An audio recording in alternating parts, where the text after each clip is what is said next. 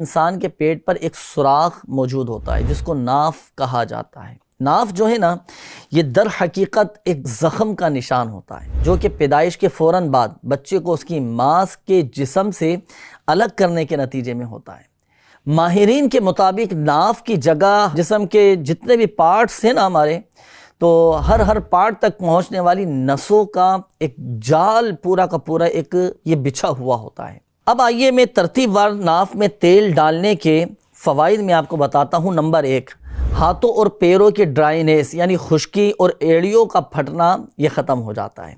अच्छा, जहनी दबाव और नफ्सियाती बीमारियां दूर हो जाती हैं। नंबर 3, आँखों की खुश्की और खारिश हट जाती है। नंबर 4, नज़र शार्प हो जाती है। नंबर 5, खुश्क जिल्द ये तर हो जाती है और ख़ारिश को फ़ायदा होता है, ख़ारिश की बीमारी भी दूर हो जाती है। नंबर 6, हवा से फूलने हुए पेट में ये इफ़ाक़ा होता है। नंबर 7, पेट की दीगर बीमारियां दूर होती हैं। और नंबर 8, बवासीर और कब्ज़ का ये ख़ात्मा होता है। नंबर 9, कमर का पेन, कमर का दर्द, तकलीफ़ ये ख़त्म हो जाती है। नंबर 10, नाखूनों की बीमारियां, नाखूनों से फफूंदी यानी फंगस के अमराज दूर होते हैं। नंबर 11, होंठ नहीं फटते।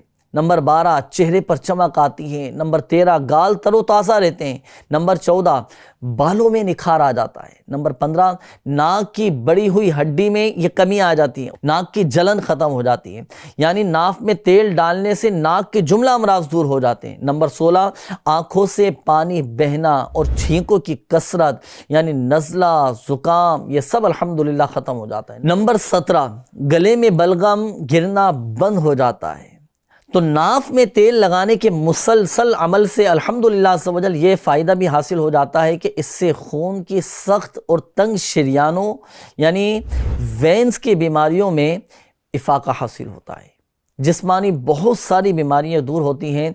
तो ये सारे के सारे फ़वाइद नाज़रीन नाफ में तेल डालने के बिल्कुल डालना चाहिए, डालें। अब आइए कौन सा तेल नाफ में हम डाल सकते हैं। नाफ पर इस्तेमाल करने के लिए 4 किस्म के तेल बड़े मुफीद हैं। नंबर 1, जैतून का तेल। नंबर 2, बादाम का तेल। नंबर 3, नारियल का तेल। और चौथे नंबर पर है सरसों का तेल। तो ये सरसों का तेल, मस्टर्ड ऑयल, ये जो तकरीबन हर घर में ये मौजूद होता है।